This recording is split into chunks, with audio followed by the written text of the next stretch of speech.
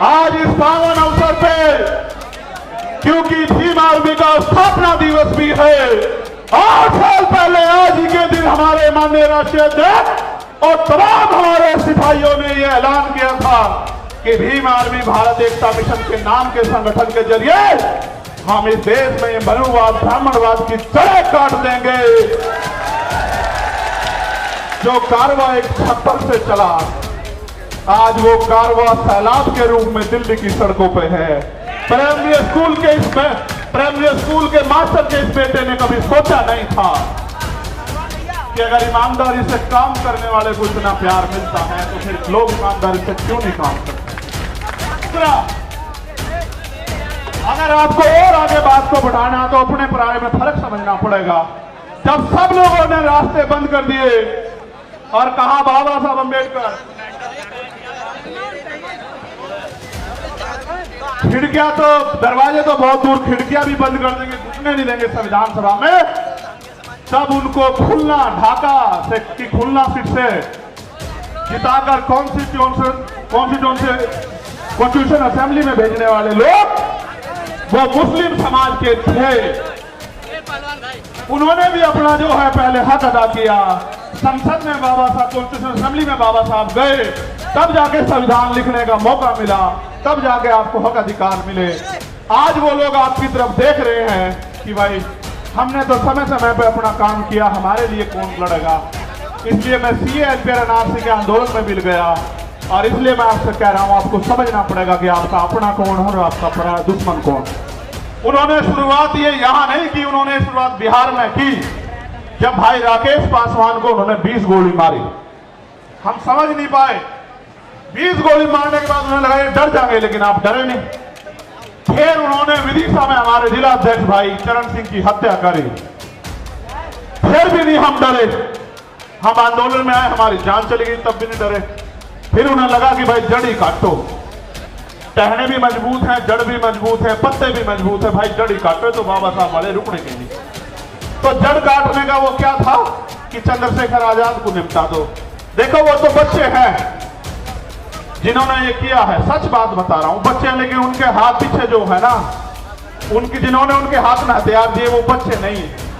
हम सीबीआई जांच की मांग इसलिए कर रहे थे कि बहुत सारे लोगों ने मजाक उड़ाया कि अपने आप सिक्योरिटी लेने को हमला कर दिया है, कि रक्षा इतना बड़ा समाज करता हो, जिसकी रक्षा जो है सम्राट वीर भोज के वंशज करते हो, जिसकी रक्षा सर छोटू राम के वंशज करते हो, जिसकी रक्षा गुरु गोविंद सिंह जी के बच्चे करते हो, जिसकी रक्षा सदगुरु रविदास जी महाराज के बच्चे करते हो, जिसकी रक्षा भगवान वाल्मीकि महाराज के बच्चे करते हो, उनको लगा कि वो उसको मिटा देंगे।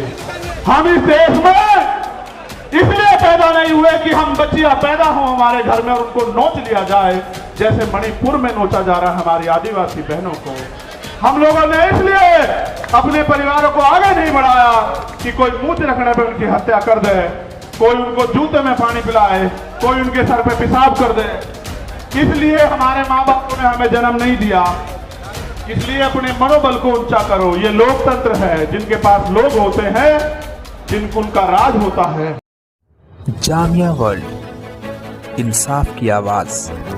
को पूंछ बनाने के लिए नहीं कह रहा हूं मैं, आपको मूंछ की लड़ाई लड़ने के लिए कह रहा हूं कि अपना होगा अपना मरोड़, और मन आया तो पिया नहीं दिया फोड़।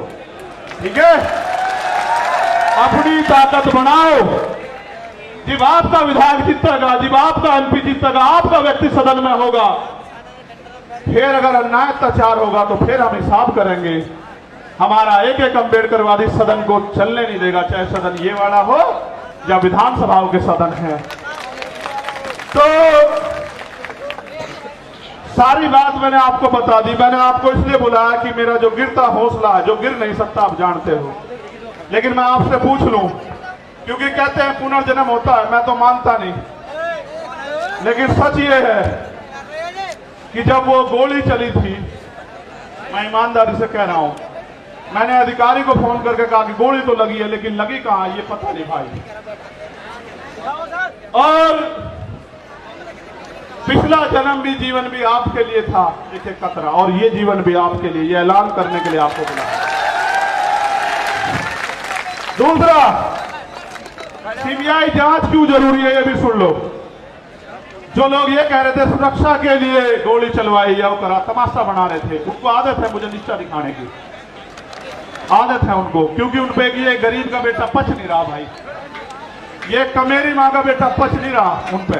तो मैं भी उनको बता देना चाहता हूं कि हो सकता है आपके मालिकों के हाथ भी इसमें शामिल ना हो, इसलिए मैं इसकी सीबीआई जांच चाहता हूं कि मेरे जान से ज्यादा, मेरी जान से, मेरे लोगों से ज्यादा दूसरों को क्यों प्यार हो गया है, वो क्यों मेरी जान लेना चाहते हो। तो प्रकृति के आशीर्वाद से, आप भाइयों के सहयोग से, प्रार्थनाओं दुआओं से मैं आपके बीच में, वरना ऐसा भी हो सकता है कि आज यहाँ आप इकट्ठा तो होते, मेरी तस्वीर लगी होती और आप रो रहे होते कि भाई हमारा भाई चला गया।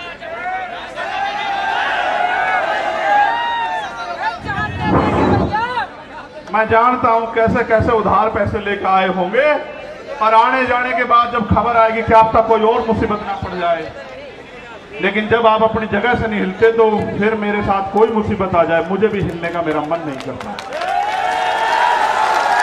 आप बताओ कैसे छोड़ दूं, आपके हाथ कैसे छोड़ूं, आप बताओ कैसे छोड़ूं आपके हाथ जिन्होंने मेरे लिए दिन रात नहीं देखा, आंधी तूफान नहीं देखा, गर्मी नहीं देखी, बारिश नहीं देखी, कोई भी मुसीबत नहीं देखी, भूख प्यास, उनका हाथ कैसे छोड़ दूं, उस समाज का हाथ कैसे छोड़ दूं, कैसे डर के घर में बैठ जाऊं, कैसे सीना तान के आपका खून होके बाहर ना आऊं। इसलिए यहां मैदान में हूं, ये मैं समझना डर गया हूं, जिस दिन डर गया आप ये समझना कि मर गया हूं। जब तक जिंदा हूं पूरी ताकत से इस लड़ाई को लड़ूंगा। दिल्ली के भी बहुत साथी आए, मध्य प्रदेश के बहुत साथी आए, 22-23 स्टेट से साथी आए, थोड़े थोड़े अपना अपना प्रतिनिधित्व करने के लिए। 2-2 हजार किलोमीटर से लोग आए, उड़ीसा से आए, झारखंड से आए, तेलंगाना से आए, कर्नाटका से आए, त्रिपुरा से आए, असम से आए, बंगाल से आए, बिहार से आए, राजस्थान से आए, कश्मीर से आए, पंजाब से आए, हरियाणा से आए, यूपी से आए। यूपी वालों का तो खून हूं तो भाई, खून तो सभी का हूं, वो ज्यादा मेहनत कर रहे हैं आजकल। तो मैं आपके आगे ज्ञापन पढ़ता हूं, आप ज्ञापन को गौर से पढ़ ले, सुन लेना एक बार, बहुत महत्वपूर्ण है ये ज्ञापन। और ये ज्ञापन इसलिए जरूरी है कि एक छोटी सी मांग इसमें मुझसे जुड़ी हुई है, लेकिन बाकी मांग बहुत मुझसे जुड़ी हुई नहीं है, समाज से जुड़ी हुई है। भाई चंद्रशेखर तो अकेला आदमी मर जाएगा, लेकिन इस समाज के साथ जो न्याय हो रहा है उसका हिसाब तो करना पड़ेगा ना, ये उसका हिसाब नहीं करने के। क्या हम इस देश में, आप बताओ, मरने के लिए पैदा हुए हो? मणिपुर की बच्चियां याद हैं? देखो हमारे साथ तो शोषितों के साथ ये सदियों से होता आया, वीडियो भले ही वायरल ना होती हो लेकिन होता तो आया है। लेकिन अब ये बंद होना चाहिए नहीं होना चाहिए, आप बताओ। तो मैं आपके आगे ज्ञापन पढ़ूंगा। आखिरी मांग जो है वो राष्ट्रीय अध्यक्ष जी पढ़ेंगे। जो ज्ञापन है उस पर गौर कर लो, मीडिया के साथी भी ज्ञापन चला देना भाई, भाई कान से सुन लो।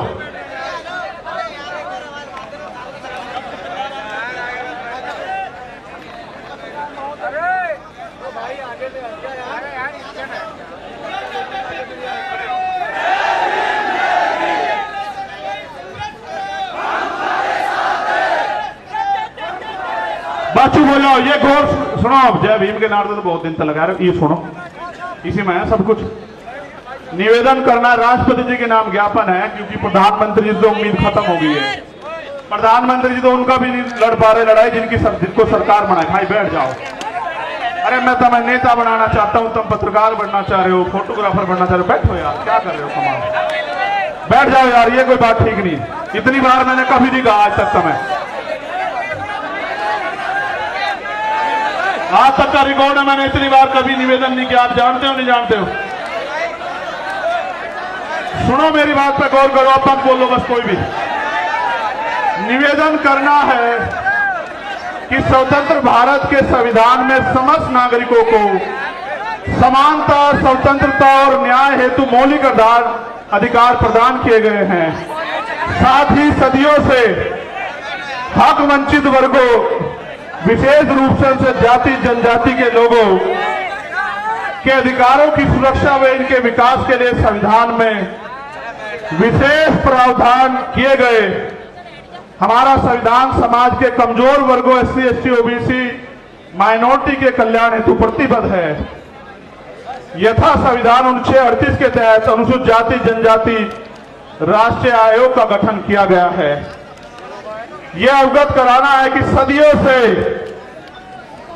SC, ST समुदाय के लोग सामंतवादी और घृणित जातिवादी क्रूर मनवादी मानसिकता का शिकार बनाए जा रहे हैं। हाल ही में मध्य प्रदेश में एक आदिवासी समुदाय के व्यक्ति का स्तर के सिर के ऊपर अपर कास्ट के व्यक्ति द्वारा पेशाब करना आधुनिक भारत की क्रूर मानसिकता को दर्शाता है। इसी प्रकार पिछले कुछ वर्षों में देश के राज्यों में समाज के इन कमजोर वर्गों के लिए चैलेंज करके सुनिश्चित हत्याएं की जा रही हैं, जिसमें प्रमुख घटनाएं हैं शोधार्थी छात्र रोहित वेमुला की हत्या, वरिष्ठ पत्रकार गौरी लंकेर की हत्या, मनीषा वाल्मीकि की हत्या, जितेंद्र मेघवाल की हत्या, इंद्र मेघवाल की हत्या, रमन वाल्मीकि की हत्या, भाई आकाश गुजर की हत्या जो उत्तर प्रदेश पुलिस द्वारा गोली मारकर की गई। इन घटनाओं से ऐसा प्रतीत होता है कि देश भारत के संविधान से नहीं बल्कि देश का शासन प्रशासन मनोविधान से संचालित हो रहा है। समाज के कमजोर वर्गों के खिलाफ आए दिन सुनियोजित हिंसा, हत्याओं तथा मॉब लिंचिंग घटनाओं का ग्राफ लगातार बढ़ता जा रहा है। NCRB की रिपोर्ट इसका सरकारी सबूत है।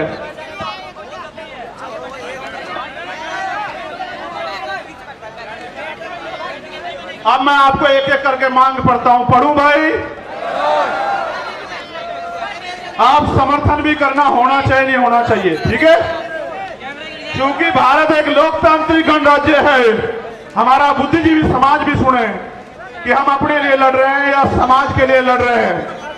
हम आपकी वोट से बने वो नेता नहीं जो राज्यसभा, विधानसभा, लोकसभा में तलवे चाट रहे RSS और भारतीय जनता पार्टी के। हम आपका खून है, कल भी लड़ रहे थे, आज भी लड़ रहे और हमेशा सड़कों पर लड़ते रहेंगे। क्योंकि भारत एक लोकतांत्रिक गणराज्य है। देश में 85% लोग SC, ST, OBC व अल्पसंख्यक समुदाय के हैं, जबकि हाई जुडिशरी अर्थात सुप्रीम कोर्ट व हाई कोर्ट में इन वर्गों का समुचित प्रतिनिधित्व नहीं है। इसके लिए इन वर्गों के जजों की समानुपातिक आरक्षण के तहत नियुक्ति सुनिश्चित की जाए। और इसका एक उदाहरण बता देता हूं। यूपी HDS में पिछले 10 साल में दलित समाज का एक भी बच्चा भर्ती नहीं हुआ। आप चेक करा लेना। उन्होंने एक षड्यंत्र कर रखा है। हम उनको हरा देते हैं कंपटीशन में, इंटरव्यू में वो हमें हरा देते हैं। उन्होंने कहा इंटरव्यू में 80 नंबर नहीं आएंगे तो भाई कामयाब नहीं मानने जाएगा। 70 से 79 देकर हमारे लोगों को निकाल देते। आप देखो लोकतांत्रिक भारत में एक जज नहीं बना पिछले 10 साल में। आप इस बात को समझो कितनी बड़ी साजिश है। पिछड़े वर्ग के भी 2-4 बड़े होंगे। ये बात आपको इसलिए बता रहा हूं कि आपके नेता जिनको आपने वोट से बनाया उनको दिखाई नहीं देता भाई। जब आपका जज ही नहीं होगा तो फिर 10 लाख का जुर्माना तो लगेगा भाई, या नहीं? फिर संविधान के अनुच्छेद दूसरी मांग है, ये होनी चाहिए नहीं होनी चाहिए? पहले वाली संविधान के अनुच्छेद 38 के तहत गठित राष्ट्रीय अनुसूचित जाति जनजाति आयोग को एक संवैधानिक संस्था है। इस आयोग को प्रत्येक राज्य में गठन हो, जिसके अध्यक्ष सेवानिवृत्त हाईकोर्ट के जज हो। इस प्रकार जिला स्तर पर आयोग का गठन किया जाए तथा भारत के प्रत्येक जिले में SC, ST executive exclusive special court की स्थापना की जाए, जो केवल SC, ST एक्ट में दर्ज केसों की सुनवाई करे और आयोग उनकी निगरानी करे। और इसलिए मैंने कहा कि बिहार वालों को भी अपने यहां आयोग बना देना चाहिए, ठीक है? ये होना चाहिए नहीं होना चाहिए? ठीक है, बहुत अच्छे। SC, ST एट्रोसिटी एक्ट 1989 के उपबंध 4 के तहत जिला स्तर पर जिलाधिकारी की संस्तुति में जांच प्रक्रिया की निगरानी हेतु वरिष्ठ अधिवक्ताओं की कमेटी का गठन किया जाए तथा SC, ST समुदाय के जघन्य अपराधों जिसमें कम से कम 7 वर्ष की सजा हो, पीड़ित परिवार को आर्थिक सहायता राशि कम से कम जो भी 8,25,000 रुपए मिलती है 50 लाख रुपए की जाए। पीड़ित परिवार के एक सदस्य को सरकारी नौकरी दी जाए। बताओ सहमत हो या नहीं सहमत हो? भाई मंच के लोग हाथ नहीं उठा रहे हो तो हम एक तरफ हो गए। चलो आगे बढ़ो। SC ST वर्ग के अधिकारी कर्मचारियों का उच्च पदों पर, SC ST OBC वर्ग के अधिकारियों कर्मचारियों का उच्च पदों पर समुचित प्रतिनिधित्व हेतु प्रमोशन में रिजर्वेशन का प्राविधान किया जाए तथा इन वर्गों का बैकलॉग कोटा पूर्ण करने के लिए विशेष भर्ती अभियान चला जाए। हमारे बहुत सारे अधिकारी कर्मचारी आए हैं, आप भले धीमे धीमे हमारे साथ खड़े हो रहे हो, हम आपके साथ खड़े हैं। प्रमोशन में रिजर्वेशन SC ST OBC को लागू करवा कर देंगे इस देश में, याद रखियो। सन 1931 के बाद देश में आज तक जाति आधारित जनगणना नहीं की गई, अतः जाति आधारित जनगणना की हम पुरजोर मांग करते हैं तथा जिसकी जितनी संख्या भारी उसकी उतनी हिस्सेदारी के तहत देश में वास्तविक लोकतंत्र कायम हो सके एवं जनसंख्या के अनुपात में आरक्षण बढ़ाया जाए। आप चाहते हो जातिगत जनगणना हो? ठीक है। यह है कि सरकारी उपक्रमों तथा संस्थानों का निजीकरण संविधान की लोक कल्याणकारी राज्य की अवधारणा खिलाफ है, क्योंकि यह सरकारी नौकरियों में आरक्षण को समाप्त करने की साजिश है। अतः निजीकरण पे तत्काल प्रभाव से रोक लगाई जाए। आप इस पे सहमत हो? जब हमारी सरकार आओगी सारा जिनका निजीकरण हुआ उनका राष्ट्रीयकरण कर देंगे, आप चिंता मत करो। केंद्र और राज्य सरकार के सभी कर्मचारियों के लिए पुरानी पेंशन लागू की जाए। यह है कि सेना में अग्निवीर स्कीम को खत्म कर पुरानी भर्ती व्यवस्था लागू हो, क्योंकि आपने देश की सुरक्षा के साथ खिलवाड़ किया और नौजवानों के भविष्य के साथ लोग अग्निवीर से वापस लौट रहे हैं। इसको भी हम ही करा कर देंगे और किसी में हिम्मत नहीं। ठीक है। भारत एक कृषि प्रधान देश है, किसान देश की रीढ़ है, अतः किसानों की MSP की समयबद्ध कानूनी लीगल गारंटी सुनिश्चित की जाए। और अभी जो किसान आंदोलन हुआ था उसमें जो झूठे मुकदमे लगाए गए थे वो मुकदमे वापस हो, और जो किसान सम्मान निधि 6,000 रुपए आप दे रहे हो उसको बढ़ाकर 24,000 रुपए किया जाए। यह है कि संविदा नौकरी में आउटसोर्सिंग भर्ती को तत्काल खत्म किया जाए तथा संविदा पे कार्य कर रहे कर्मचारियों को भी नियमित कर्मचारियों का समान वेतन और अन्य सुविधाएं दी जाए। जो सफाई कर्मचारी ने संविदा पिछले 5 वर्षों से अधिक समय से ठेके संविदा पे रखे गए हैं उनको संवैधानिक आरक्षण का अनुपालन करते हुए नियमित किया जाए। आप इससे सहमत हो? भाई पहले तो ठेकेदारी होनी नहीं चाहिए, मगर जो ठेकेदारी पे है अगर सरकारी कर्मचारी को 50,000 रुपए मिल रहे तो उसको भी 50,000 रुपए मिले। ये इस बात पे सहमत हो? चलो ठीक है। और सफाई कर्मचारी दिल्ली के तैयार हैं आपकी मांग हम अगले 1 महीने में पूरी करवाने के लिए यहां की सरकार से भी निपटेंगे, आप चिंता न करियो। यूनिफॉर्म सिविल कोड लागू करने से पूर्व सामाजिक और आर्थिक गैर बराबरी समाप्त की जाए तथा शैक्षिक और लैंगिक समानता स्थापित की जाए। उसके बाद UCC पे आपसे बात करेंगे। अगर आप अल्पसंख्यकों के विरोध में कोई भी कानून लाओगे हम उसका ड्राफ्ट पढ़ेंगे, आपकी ईंट से ईंट बजा देंगे सरकार के लोगों, इस बात को याद रखना। और भाई आखिरी मांग ये है, मैंने कहा था राष्ट्रीय अध्यक्ष जी पढ़ देंगे, मैं मांग बता देता हूं कि इस घटना की CBI जांच हो और सुरक्षा तो भाई समाज ही करेगा, थारे मांगने दे देने वाले तो है नहीं। लेकिन बड़ी बात यह है, ये समझना पड़ेगा कि देश के जब सरकार के नेताओं को सुरक्षा मिल सकती है तो हमारे नेताओं को भी सुरक्षा मिलनी चाहिए। सरकार आती जाती रहती है, हम भी टैक्स देते हैं, आप भी टैक्स देते हो, हमारी संख्या ज्यादा, हमारा टैक्स ज्यादा है, फिर सुरक्षा आपको क्यों? आपकी तो सरकार है, आप पे कौन गोली चला रहा है? गोली तो हम दलित पिछड़े अल्पसंख्यकों की छाती से निकल के जा रही है। इसलिए सुरक्षा की जाए। मुख्यमंत्री जी उत्तर प्रदेश को मैं कहना चाहता हूं, अगर वो संत है और अगर वो न्याय की बात करते हैं, कानून के राज की बात करते हैं तो वो वहां से पैरवी करें।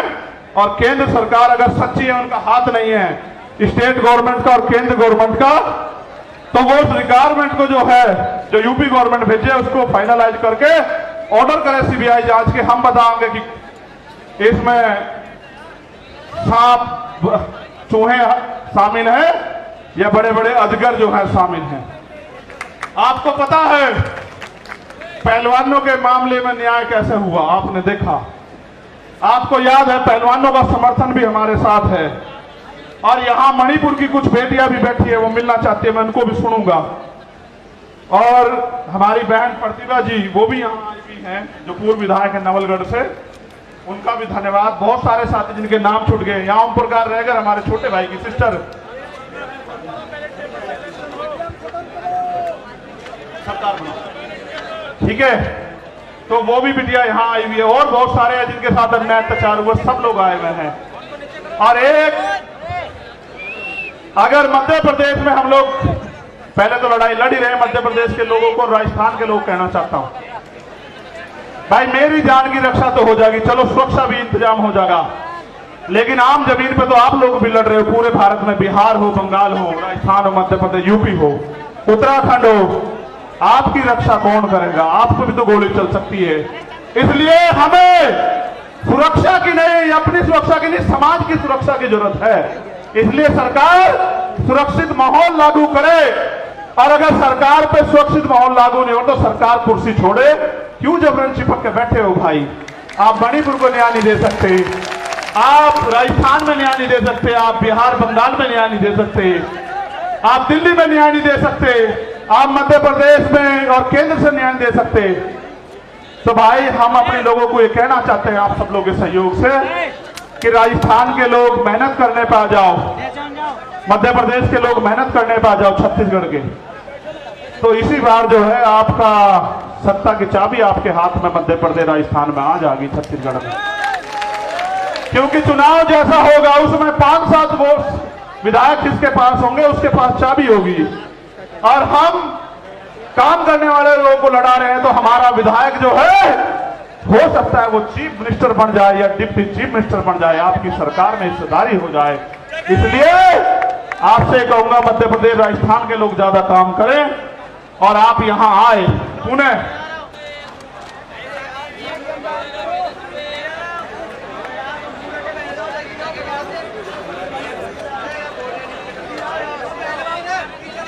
देखो भाई, हाँ ईवीएम के खिलाफ भी ये कह रहे हैं, मैंने गाने में वो संदेश दे दिया था कि ईवीएम का इलाज भी हम ही लोग करेंगे, हम ईवीएम के भी खिलाफ हैं। अब मेरी आखिरी बात सुनो जो बहुत जरूरी है, हम सरकार को 15 दिन का समय देंगे। अगर सरकार ने 15 दिन में हमारी बात नहीं मानी, फिर हम पीसी करके अपनी आगे की योजना के बारे में बताएंगे। और मेरा तो मानना है कि पूरे देश में हम जन जागरण करके 22% शेड्यूल कास्ट और 52% पिछड़े वर्ग के लोगों को और अल्पसंख्यक लोगों को जो है इकट्ठा करने का काम करेंगे और उनको दो दुश्मन की पहचान करवाएंगे। और हमारा प्रयास ये रहेगा कि बहुजन समाज राज करे, उनके साथ अन्याय होना बंद हो। अब अगर आपके यहां वो यात्रा आएगी तो आप लोग मेहनत करोगे नहीं करोगे बताओ? अगर दोबारा बुलाऊंगा आओगे नहीं आओगे? कभी सोचो पिछली बार हम चले गए, इस बार और चले जाएंगे। बहुत बहुत धन्यवाद। एक आखिरी मेरा ये अल्टीमेटम है देश के प्रधानमंत्री को, मेरी बात को गौर से सुन लेना। मीडिया के जरिए प्रधानमंत्री तक चला जाए, इंटेलिजेंस के जरिए। अगर मणिपुर का अन्याय नहीं रुका और मणिपुर के मुख्यमंत्री को नहीं हटाया गया और वहां कानून का राज स्थापित नहीं किया गया, तो बहुत जल्द मैं जंतर मंतर पे अनिश्चितकालीन मणिपुर के लिए बैठूंगा। क्योंकि मैं सब कुछ बर्दाश्त कर सकता हूं, लेकिन बाबा साहब अम्बेडकर ने कहा कि किसी भी देश की तरक्की का पैमाना और देश की महिलाएं हैं और हम प्रथम रंगते भारतीय हैं। अगर मणिपुर की बेटियों के साथ अन्याय होगा तो हम मुंह छिपा के घर में नहीं बैठेंगे, इसी जंतर मंतर पे। मैं चाहता आपको रामलीला मैदान भी बुला लेता, पता है इसलिए बुलाया कि जंतर मंतर का इतिहास है। आपने 21 मई को मुझे ताकत दी और ये वो धरती है जहां पहलवान बेटियों पे लाठियां चलाई गई। उस दिन मैं नहीं था कि जख्म का हिसाब करने के लिए मैंने आप लोगों को यहां बुलाया। बहुत बहुत धन्यवाद। जय भीम, जय भारत, जय मंडल, जय जोहर, जय संविधान, हमारी एकता जिंदाबाद। एक रिक्वेस्ट, जैसे आराम से आए वैसे ही जाना, जैसे आराम से आए आप वैसे ही जाना, आपकी जान कीमती है मेरे लिए बहुत।